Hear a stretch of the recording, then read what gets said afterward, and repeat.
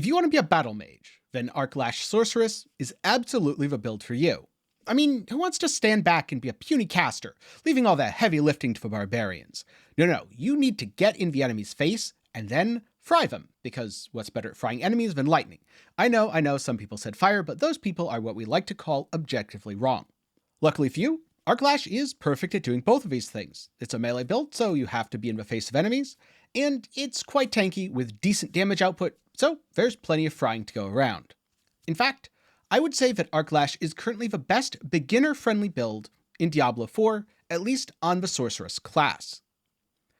It's true that if you're getting into endgame Nightmare Dungeon pushing and all that, Ice Shards is more powerful, and if you want to know how to play Ice Shards, then I have a guide that I'll link up in the card and down in the description, which you can watch after this video.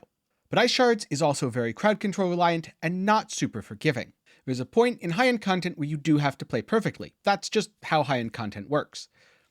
But if you're just going around in World Tier 4 and you have a decent setup, you can kind of just hit things as they light up and you'll do alright. Plus, because you're lightning, you have more inbuilt damage reduction, which makes it a little bit easier to gear as opposed to cold or fire, especially since you don't have to self mana because you're using a basic skill. And if you want to know how Arc Lash compares to the other electric build, Chain Lightning, get subscribed as I'm going to be testing that soon and the results may shock you. But for now, let's get into the key mechanics of Arc Lash Sorc. Starting with cooldown recovery and unstable currents.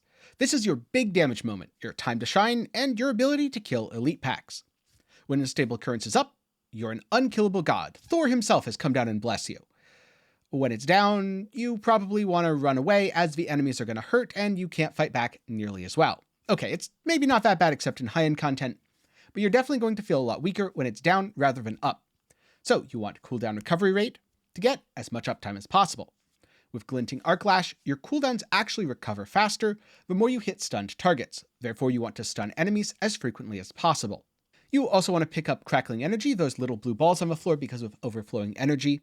Whenever you do, and it damages something nearby, then your cooldowns are also reduced, which means more uptime on your defensives, and more uptime on unstable currents.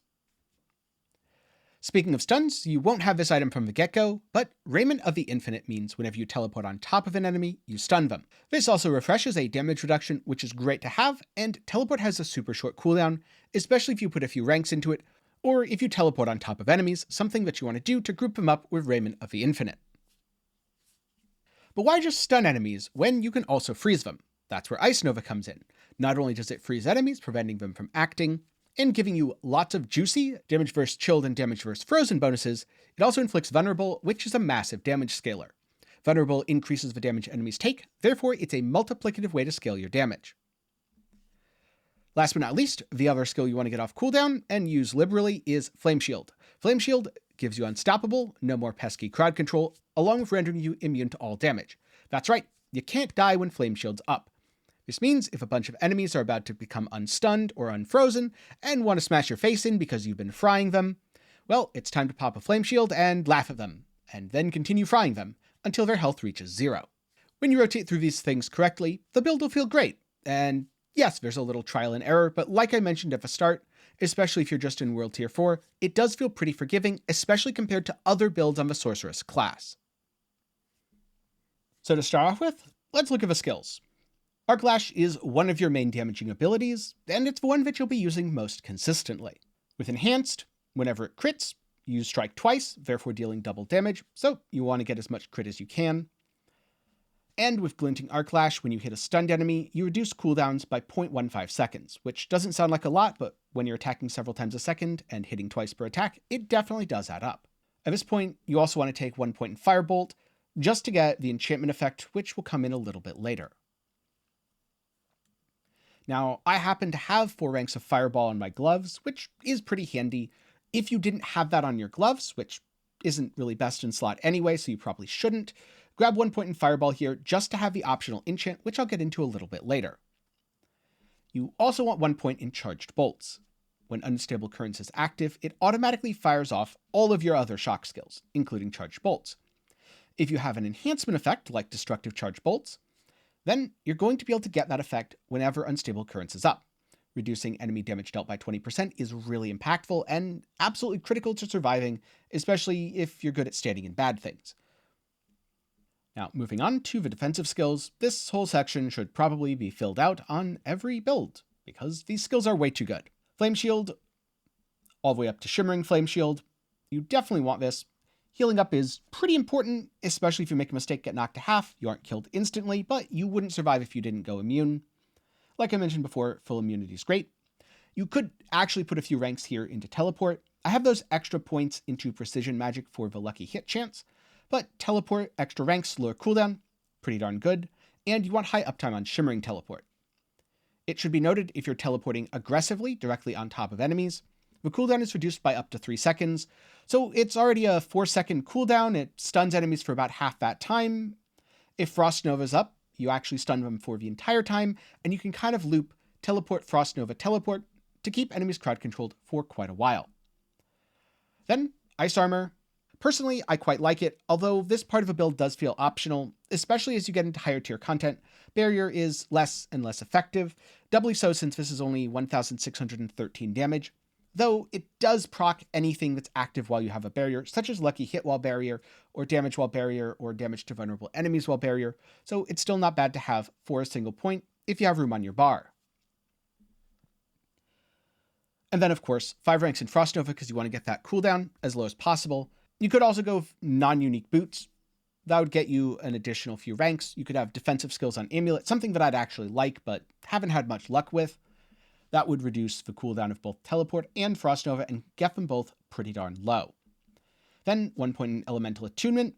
Having a 5% chance to reset the cooldown on defensive skills is pretty good, and getting a little bit of extra damage from Glass Cannon definitely doesn't hurt. Coming down here, I don't take any Conjuration skills. Sometimes I will put points into Lightning Spear, grabbing them from Precision Magic. I go Lightning Spear, Enhanced, and Invoked. This stuns enemies, which feels really, really good against single target bosses, but it's not very good when clearing, because if you chain stun something, it becomes immune to crowd control, and then it beats your face in. You don't want things to actually become immune to crowd control. Whereas with bosses that are naturally immune, you want to stun them as much as possible to actually crowd control them, thus dealing more damage. So if you're ever in a really tough fight against a single target, definitely spec into that, but most of the time I wouldn't use it. Then we come over here, grab Align the Elements and Protection to give you a nice passive barrier every time you use a cooldown. Next up in Mastery Skills, 12 ranks in Ball Lightning. Ball Lightning is the build's damage augment. Arc Lash alone isn't quite enough, and Ball Lightning scales surprisingly well. Plus, it generates crackling energy, which is really important if you want to reduce your cooldowns as much as possible. Wizard's Ball Lightning is specifically how Ball Lightning does that. And of course, this is a Devouring Blaze build. If you're not using Devouring Blaze, it probably means you're playing some sort of damage that can't critically strike, because this is 30% more critical strike damage. As a note, an ideal amulet would also have Devouring Blaze, but in my case, I have Hoarfrost instead, which isn't bad, but definitely isn't quite as good. And speaking of ultimate skills, Unstable Currents, taking Supreme to get Crackling Energy, continually pulsing, reducing cooldowns, Prime's attack speed, which is also quite good. Electrocution is nice because it's 15% less damage dealt by enemies. This stacks multiplicatively with all of your other damage reductions, and is a nice way to die a little bit less. Plus, over here, Permafrost doesn't do all that much, but Hoarfrost is a nice damage bonus because remember, you're teleporting into a pack, dropping a Frost Nova, thus freezing them, thus enabling Hoarfrost. Finally, Overflowing Energy. Crackling Energy hits an additional enemy, and each time it hits an enemy, shock skill cooldowns are reduced by 0.1 seconds. This is increased to 0.25 on elites. Mostly what this means is more uptime on Unstable Currents, though it does also mean that Teleport comes off cooldown quite a lot faster. Now, when it comes to enchantments, there's actually 3 that kind of get swapped around. First up, Firebolt Enchantment. Direct damage from skills applies an additional burn over 8 seconds. The entire point of this is just for burning status, which you'll see more in the Paragon Boards. Then for anything that's going to live a long time, where you really need damage, you want the Ball Lightning Enchantment. Critical strikes have a 25% chance to spawn a static Ball Lightning. This should proc pretty frequently, especially when Unstable Currents is up. And because it's static, it doesn't move around, it's just going to continually tick on an enemy, so any enemy that holds still gets fried really quickly. However, if you're doing trivial content, such as exploring in the open world, maybe doing Helltides, at least once you've outgeared them, use the Fireball Enchantment instead. When you kill an enemy, they have a chance to explode. provided the Fireball enchantment does enough damage, which, to be fair, it doesn't do all that much. But when it does do enough to kill things instantly, it's really, really efficient. This won't work in high-tier Nightmare dungeons, the explosion will just tickle stuff, but out in the open world, I very much recommend using it. Then next up, we have the Paragon Boards, a major source of power, especially in the endgame, and a major source of confusion. You want to allocate Paragon points into the boards, both to get the stats that you need to meet certain thresholds, and to socket whatever glyphs are relevant to your build. On your starting board, come up through Elementalist for non-physical damage and life, all the way to the glyph socket. You could put Exploit here, or you can put a different glyph.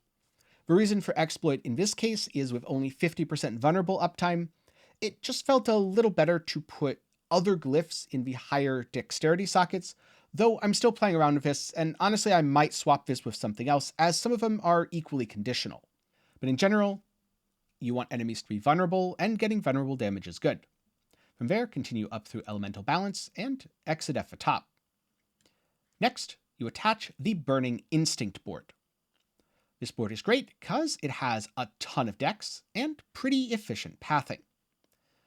You'll want to socket Territorial. This is damage to close enemies and 10% damage reduction against close enemies. Not only does this give you a lot of damage, but it makes you tankier, which is great. Now, a lot of the notes here say damage to burning enemies. Because you are setting everything on fire with your Firebolt enchantment, enemies will be burning pretty much at all times, meaning these nodes are active pretty much at all times. This is also a nice board to get some damage reduction, both from Smoldering Embers and from Safeguard. Right now, I don't have Kindling, though with more points, say on a level 100 build, Kindling's absolutely a good thing to pick up. Next up, go left. Yes, it's important the order in which you do this. You want the next board, which is Frigid Fate, to be the third board added to your Paragon. And in this case, weakness for vulnerable damage, chilling, just to pick up the intelligence within radius. Yes, that is going to be important later.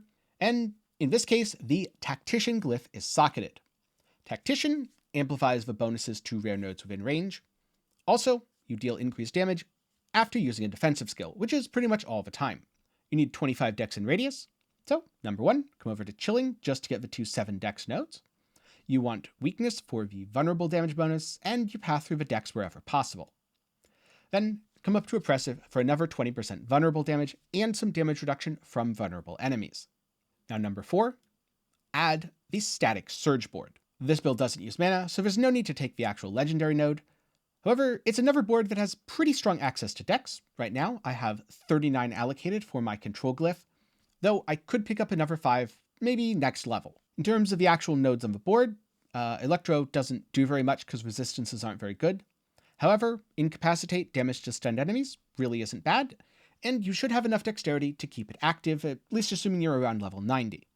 Plus, you can always path over to Paralyzing for another 30% damage against stunned enemies. Remember, your rotation is to teleport on top of things, which instantly stuns them, thus enabling these nodes. And the damage to stunned scales a little bit better than non-conditional damage. Next up, at number 5, the Ceaseless Conduit board. And you want to put a glyph socket here, socketing Flame Feeder. Flame Feeder should be up 100% of the time, as enemies will always be burning, and there's 49 dexterity available within the radius on Ceaseless Conduit, which is another really good reason to use this board, despite the legendary and even rare nodes being pretty mediocre. Galvanic Catalyst isn't really taken from the crackling energy damage, it's just to get to the dexterity behind it. Though, with more points, you'd want to come over to Hunter Killer. The additional bonus should actually be enabled, pathing through a few dex nodes to get there, another dex node here, etc. For damage to elites, and just as importantly, movement speed after killing an elite. This really helps as you're traversing through dungeons, and you can get quite a bit of it, picking things up from the magic nodes, along with a rare node itself. Then last but not least, the 6th board is Searing Heat. Again, this is really just for the nodes themselves, so this node here is just to get intelligence. You want as much intelligence as possible for the Adept glyph to increase mastery skill damage. This greatly increases the damage of your Ball Lightning, which is a bulk of your single target damage, and more importantly, gives Ball Lightning a 20% increased area, allowing it to hit enemies far more efficiently.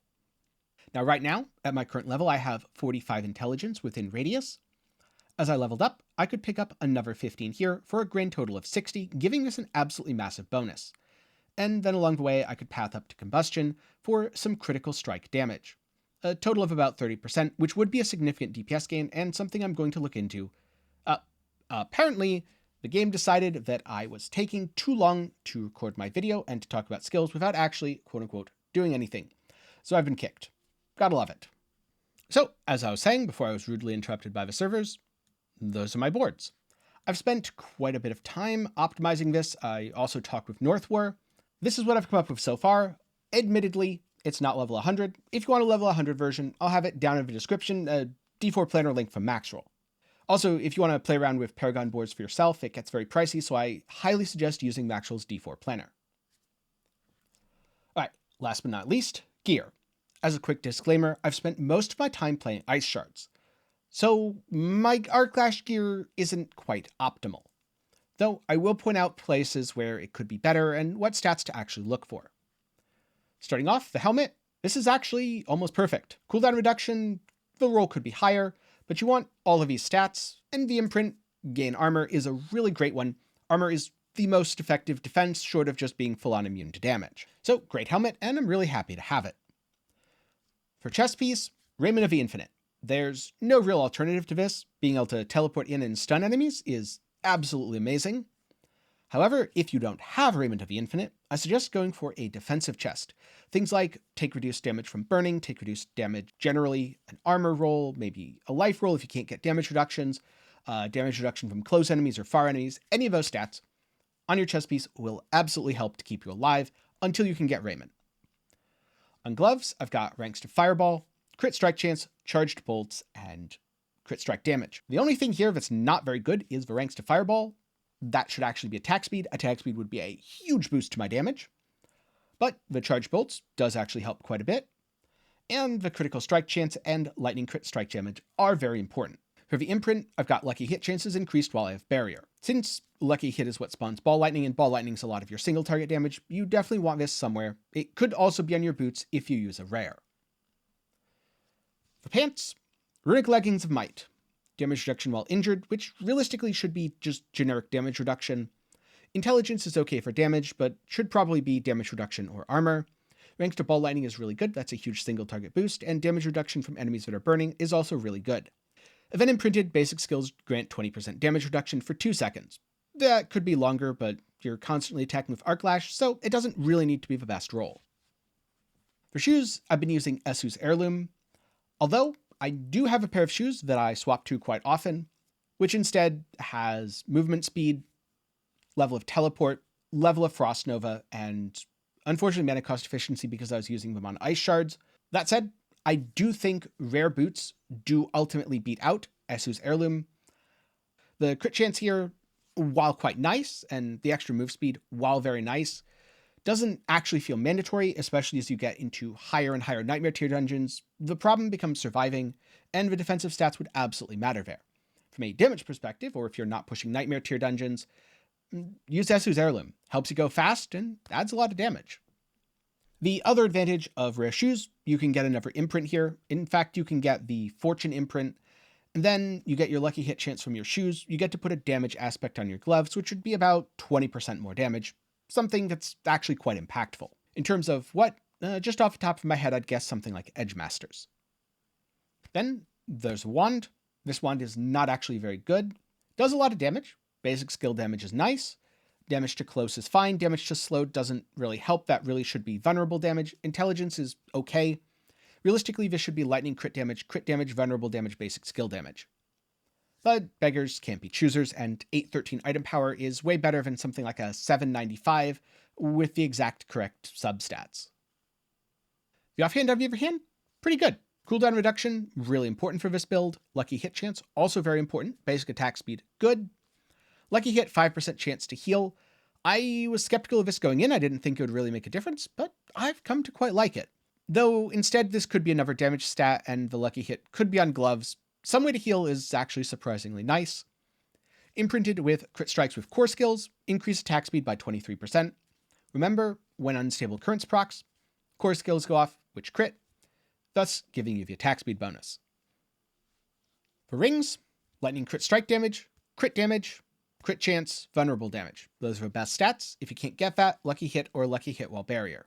For imprints, the stun aspect, really good. Remember, you teleport in to stun everything. And imprint basic skills gain attack speed. This isn't a very good roll, but I haven't gotten better so far. And overall, the stats on my rings are quite solid. I'm very happy with them. At some point, I do want to upgrade this imprint though. Last but not least, the amulet. I really like the ranks of all mastery skills, though I think I'd prefer the ranks of all defensive skills. Cooldown reduction is good, a lucky hit chance while you have a barrier, also not bad, though it could easily be something like reduced damage from burning or movement speed. Both of those are very good and available on the amulet. Ranks of Hoarfrost, not bad. Again, Devouring Blaze would be better for the crit damage, that's a multiplicative crit damage. But this is what I've got, and it got pretty expensive to reroll, so I decided to settle for Hoarfrost. The imprint is of course Control, because more damage to immobilized, stunned, or frozen if you're stunning and freezing. My understanding is that double dips, which is a lot of damage, because remember that's not 1 plus 0.51 plus 0.51, it's 1 times 1.5 times 1.5. And of course, rubies and armor, emeralds and weapons, skulls and jewelry. Now, alternatively, I do have this other amulet here. It only has 1 rank in Devouring Blaze, it has some damage reduction and some move speed. I feel noticeably tankier using this amulet, both because I can dodge stuff better and also the damage reduction. My DPS is also noticeably lower. So while it's a pretty nice piece and it was a good starter item, it's the sort of thing you pick up, use for a bit, and ultimately replace later. And so those were my skills, enchantments, Paragon Board, and gear. Like I mentioned at the start, I think Ice Shards is a better Sorcerer build, but this is much more beginner friendly and quite forgiving to play. Plus, Arc Lash isn't bad even in the endgame. I've cleared up to Nightmare Dungeon tier 61 solo, and I'm only around level 90, meaning I'm missing a significant amount of player power. Plus, I rerolled off of Ice Shards to test this, and my gear certainly isn't perfect. Now, with a Fireball enchantment, the build rocks in the open world.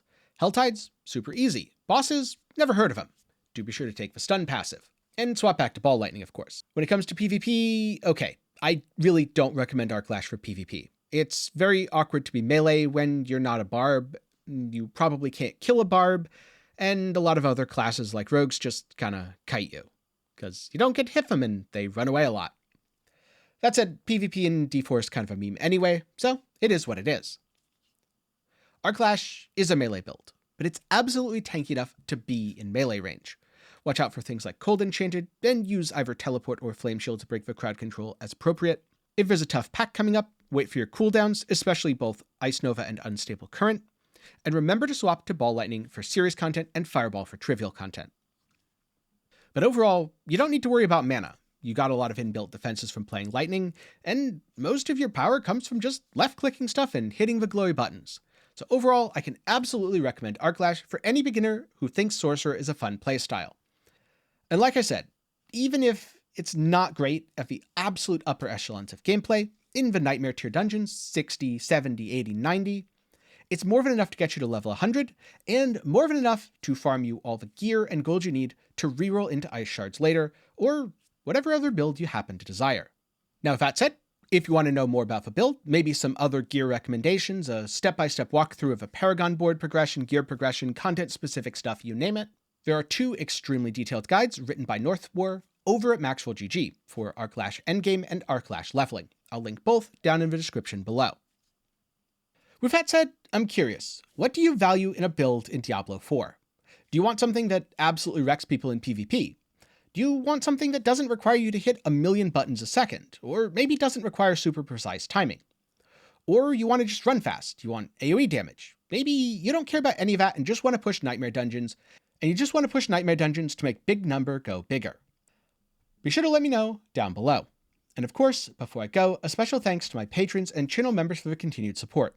For as low as $1 a month, you can help make videos just like this one possible. If you're looking for something else to watch after this, there's a recommendation on screen right now. Or you can check out my tier list where I went over all the Sorcerer uniques and ranked them from best to worst. If you wanted a different build, check out my Arc Lash Chain Lightning Hybrid, which I used to level this character, or maybe my Ice Shard Sorc, which works much better in the endgame. With all that said, thanks for watching, I hope you learned something, and I hope to see you again sometime soon.